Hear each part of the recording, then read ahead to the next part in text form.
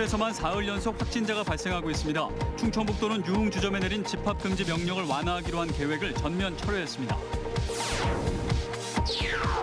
조기령 충주시장이 수안보 옛 한전연수원 매입 과정에서 불거진 논란에 대해 공개 사과했습니다. 지방의회 승인 없이 부동산을 매입한 것에 대한 공식 사과입니다. 학생 가정 농산물 꾸러미 지원 사업과 관련해 충북교육청이 현장 점검에 나섰습니다. 집으로 배달된 일부 농산물에서 품질 문제가 불거졌기 때문입니다. 충청북도가 해마다 개최해온 바이오 코리아 행사를 온라인으로 진행했습니다. 가상 공간이지만 지난해보다 많은 330여 개 국내외 기업이 참여했습니다. 여러분 안녕하십니까. CJB 8시 뉴스 시작합니다. 청주에서 사흘 연속 코로나19 확진자가 나왔습니다. 30대 자매에 이어 오늘은 40대 해외 입국자로 아무런 증상이 없어 자비를 들여 검사를 했는데 뜻밖에도 양성이 나왔습니다. 이렇게 환자가 끊이질 않자 충청북도는 유흥주점 집합금지 명령을 완화해 주려던 계획을 전면 철회했습니다. 이태현 기자입니다. 지난 2일 미국에서 입국한 청주 사창동 47살 여성 A씨는 입국 당시 검체 검사에서 음성 판정을 받았습니다. 이후 14일 동안 아무 증상을 보이지 않아 격리에서 해제됐지만 어제 가족과의 만남을 앞두고 혹시나 하는 마음에 자비를 들여 진행한 검체 검사에서 양성 판정을 받았습니다.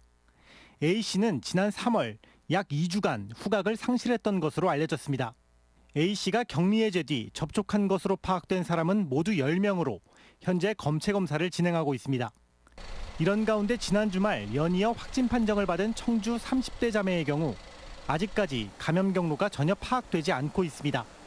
이들의 접촉자 23명 중 13명은 음성을 나타낸 가운데 나머지 10명의 진단검사 결과에 방역당국은 촉각을 곤두세우고 있습니다. 질병관리본부 역학조사관 3명과 우리 도 상당 보건소가 같이 감염원을 찾기 위해서 역학조사를 지금 공동으로 하고 있습니다. 청주에서만 사흘 연속 확진자가 발생함에 따라 충청북도는 당초 유흥주점에 내린 집합금지 행정명령을 완화키로 하고 브리핑 일정까지 공지했다가 전면 철회했습니다.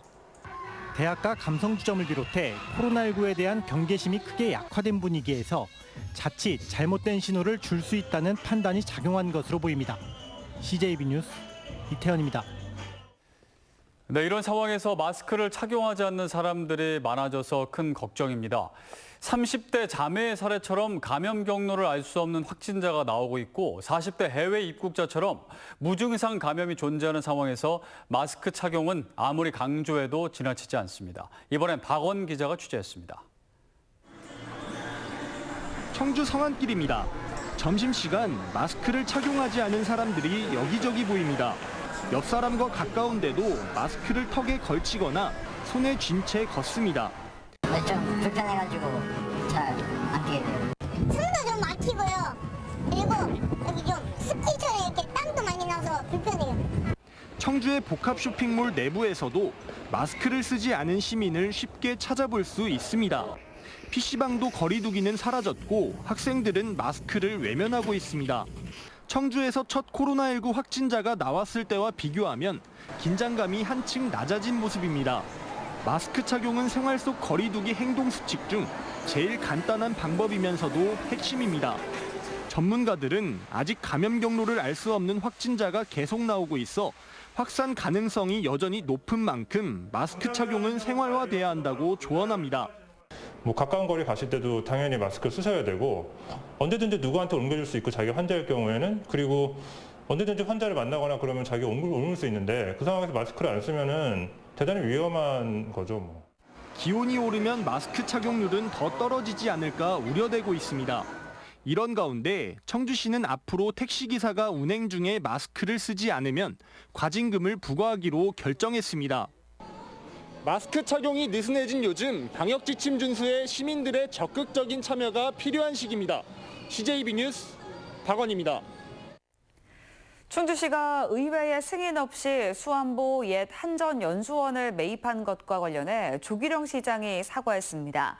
상급기관의 감사를 비롯해 시의회 특별위원회든 사법기관이든 이 필요한 모든 조사를 정직하게 받겠다고 밝혔습니다.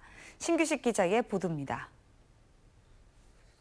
시민 여러분과 의회에 다시 한번 진심으로 사과드립니다. 모든 책임은 행정을 제대로 꼼꼼히 챙기지 못한 저에게 있으며 조기령 충주시장이 수안보 옛 한전연수원 매입 과정에서 불거진 논란에 대해서 공개적으로 사과했습니다. 공유재산관리법과 조례로 규정한 지방의회 승인 없이 부동산을 매입한 것에 대해 공식 사과한 겁니다. 문제가 된 옛 한전연수원은 지난 2017년 경매 낙찰 이후에도 방치된 수안보의 대표적인 흉물입니다. 이를 리모델링해서 수안보의 관광 인프라로 활용하겠다는 프로젝트가 150억 원의 국비를 지원하는 국토부 도시재생사업 공모에 선정됐습니다. 하지만 시의회가 부동산 매입 비용이 과다하다며 2번이나 보류했지만 승인 없이 매입했다가 탈이 난 겁니다. 게다가 사회 통념에 어긋난 웃돈을 주고 샀다는 의혹까지 받고 있습니다. 지금 제가 가장 자책하는 건 겁니다. 원래 제 스타일대로 바로 그냥 들고 와서 기자회견을 하든지 해서 바로 했어야 되는데 수습할 기회를 주려고 좀 기다려봤던 것이 좀. 이에 앞서 충주시 의회는 재발 방지 촉구 성명을 발표했습니다. 충주시장은 담당자와 책임자 서류 문제, 부당하게 시행된 공유세 매입에 관한 철저한 원인 규명과 향후 대책을 충주시민과 충주의회에 제시하라. 아울러 시의회는 특위를 비롯해 필요할 경우 수사 의뢰도 검토하겠다고 밝혔습니다. 법과 절차에서 벗어난 행정은 무엇으로도 치유할 수 없습니다. 그리고 선한 의도와 악의 없는 실수는 결코 면책이 될 수 없습니다. CJB 뉴스 신규식입니다. 지난주 시든 채소가 배달돼 문제가 된 학생 가정 농산물 꾸러미 지원 사업과 관련해 충북교육청이 현장 점검에 나섰습니다. 집으로 배달된 일부 농산물에서 품질 문제가 불거졌기 때문인데요. 이 사업 취지를 살리려면 품질 관리가 더욱 중요해졌습니다. 이윤영 기자의 보도입니다. 지난주 진천 지역 학생 가정에 공급된 농산물 꾸러미입니다. 일부 채소가 시들고 변색돼 학부모들의 항의가 이어졌습니다. 받았을 때 부모 입장에서는 이거를 먹으라고 준 거야, 그냥 버리려고 우리 집에 보낸 거야, 이런 정도라고 생각했잖아. 애써 공급한 농산물 꾸러미의 신선도에 문제가 불거지자 충북교육청이 현장 점검에 나섰습니다. 농산물의 집화, 보관, 꾸러미 상자 제작과 배송 과정까지 꼼꼼히 점검하고 문제점을 짚어보기 위해서입니다. 저장 감자가 나가다 보니 좀 쭈글거리는 현상, 그다음에 토마토의 열과 현상, 그리고 오이와 호박에 좀 무름 현상이 있는 게 일부 노출되어서 따라서 급격한 기온 상승으로 인한 변질 우려가 큰 품목은 꾸러미에서 제외하고 아이스팩도 함께 포장해 신선도를 높이기로 했습니다. 박스 자체도 원래 종이 박스로 당초에는 계획됐지만 저희 같은 경우는 아이스 박스로 대체를 했고요. 거기에 또 냉동팩 요걸 넣어서 집에 갈 때까지 신선하게 도착할 수 있도록. 또한 식중독 위험 등에 대비한 보험 가입과 공급업체의 지도 점검을 강화해 품질 관리에 철저를 기할 방침입니다. 유통상에 염려는 좀 있었는데 보니까 최선을 다하고 있고 그 가공과 유통상에 철저를 기해달라고 당부도 했고 그 부분이 믿음있게 확인이 됐습니다. 품질 관리가 더욱 강화된 친환경 농산물 꾸러미는 이달 말까지 도내 학생 가정에 순차적으로 배송될 예정이며 총 사업비는 90억 2천만 원에 이를 전망입니다. CJB 뉴스 이윤영입니다. 오늘 낮 괴산군 장현면 중부내륙 고속도로 하행선에서 육중 추돌 사고가 났습니다. 이 사고로 2명이 숨지고 10명이 크고 작은 부상을 입었습니다. 안정원 기자입니다. 화물차에 부딪힌 SUV 차량이 종잇장처럼 심하게 구겨졌습니다. 119 대원들이 안간힘을 쓰고 있지만 형체를 알아볼 수 없을 정도로 파손이 심해 구조 작업이 쉽지 않습니다. 오늘 낮 1시 10분쯤 괴산군 장현면 중부내륙고속도로 하행선 추점터널 입구에서 육중 추돌 사고가 났습니다.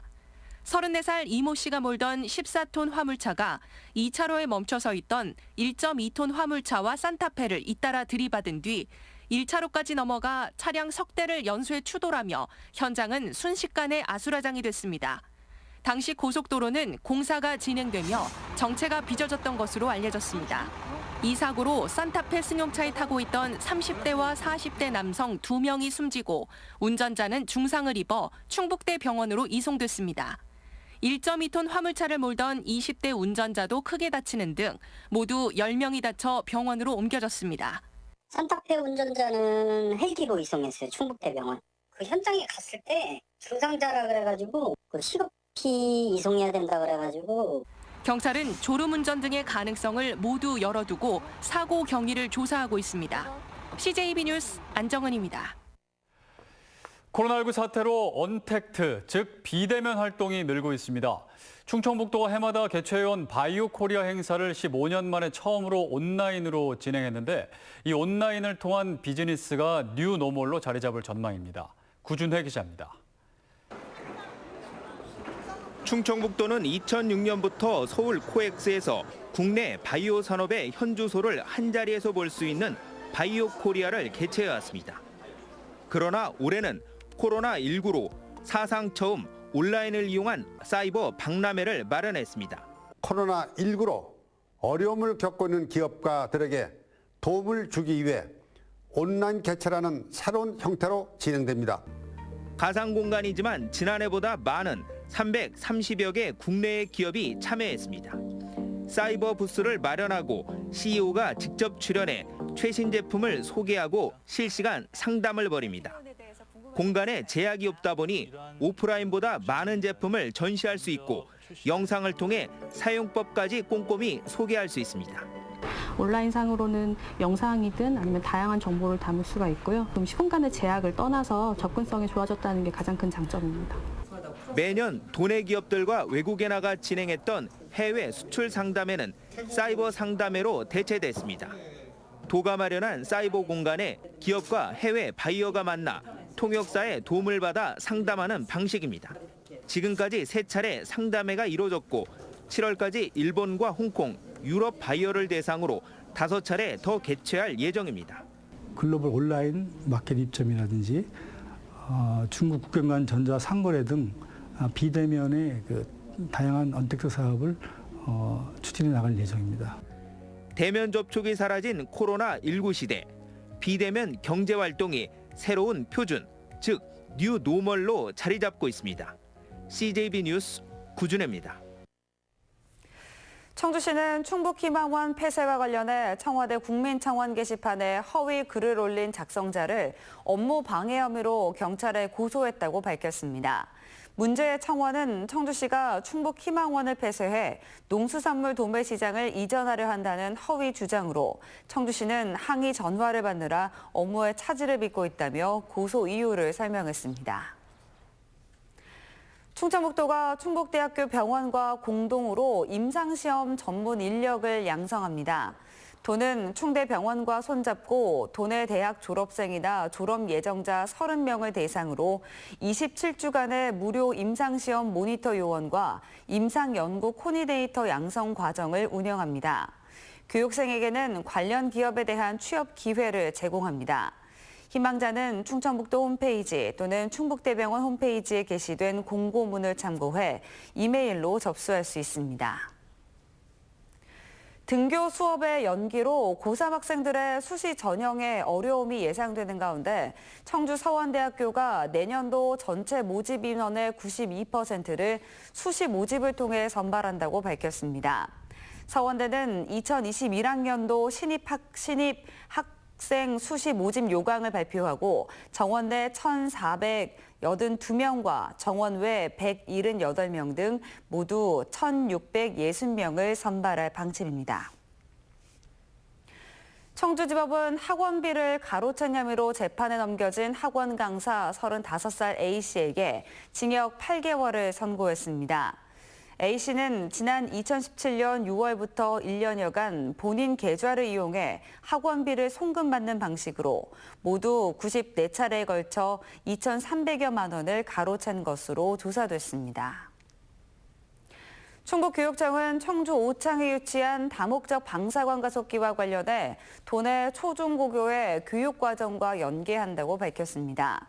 도교육청은 첨단 산업 발전의 동력이 될 방사관 가속기에 대해 학생들이 쉽게 이해할 수 있도록 교육 자료를 제작해 배포했으며 교육 일정은 학교가 자율적으로 실시하도록 했습니다. 제천시가 소유한 차량이 없는 고령 운전자한테도 운전면허를 반납할 경우 교통비 10만 원을 지원하겠다고 밝혔습니다. 지원 대상은 제천에 1년 이상 주소를 둔 70세 이상 운전면허 소지자로 기존에 자신 명의 차량이 없어 교통비를 받지 못한 경우에도 소급 적용됩니다. 지난해 10월부터 고령자 면허 반납을 받고 있는 제천시는 지금까지 127명이 면허를 자진 반납했습니다. 이상으로 CJ 8시 뉴스를 모두 마칩니다. 시청해주신 여러분 고맙습니다.